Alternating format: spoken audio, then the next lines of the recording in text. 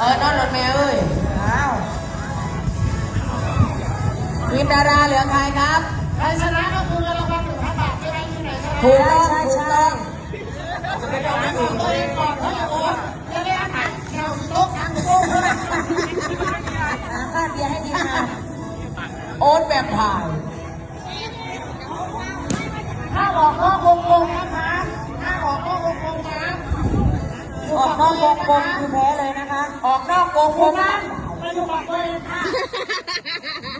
เขาก็นัดนำสีฟ้าเล่นเขาไปยังเปิดถึง5ก่อนนะคะคนนี้ได้นะคะเอาโอเคนับ5 4 3 2 1ชนเลยค่ะไปแล้วครับตอนนี้ไม่รู้ว่าฝั่งไหนจะเป็นยังไงครับตอนนี้แต่เรียกยังไม่แตกครับตอนนี้โอ๊ตแตกไปแล้วหนึ่งครับทีมดาราแตกไปแล้วออกไปแล้ว1 คนแล้วก็เกียบไปเลยเกียบไปไอ้พงเ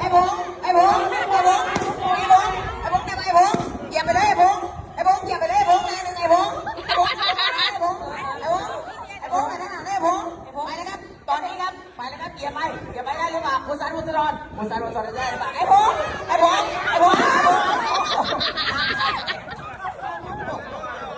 ยังไม่ลงเกียบกันของกัดเด้อ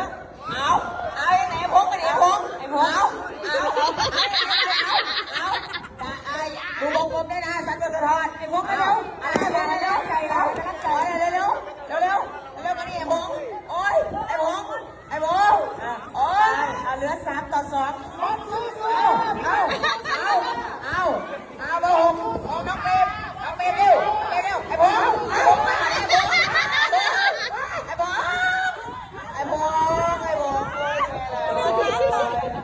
โอ้ยเหนื่อยแล้ว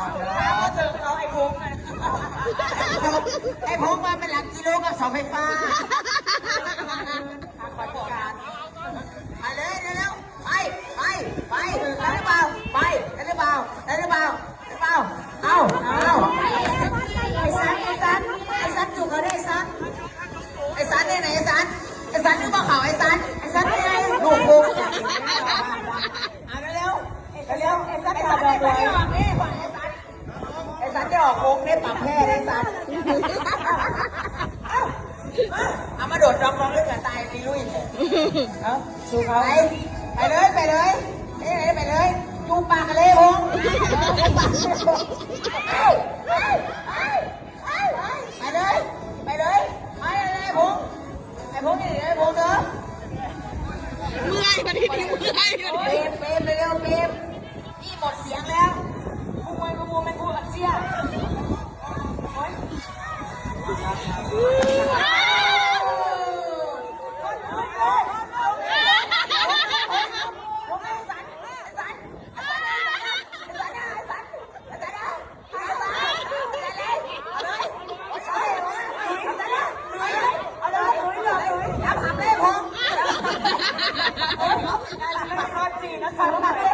เอาเลยเหลือผู้เดียวเจ้าของเหลือเอาเลยหมดแล้วอย่ามาเลยเปย์หมดเลยเปย์ไม้ดีกว่าลงขอกันนั้นดีกว่าลงแม่อะไรเนี่ยโอ้ยก็ถือจักรวาลอยู่ก็เป็นจักรสันก็ทายหีเป็นสิบสตางค์เก็บลูกโป่งที่แตกด้วยนะ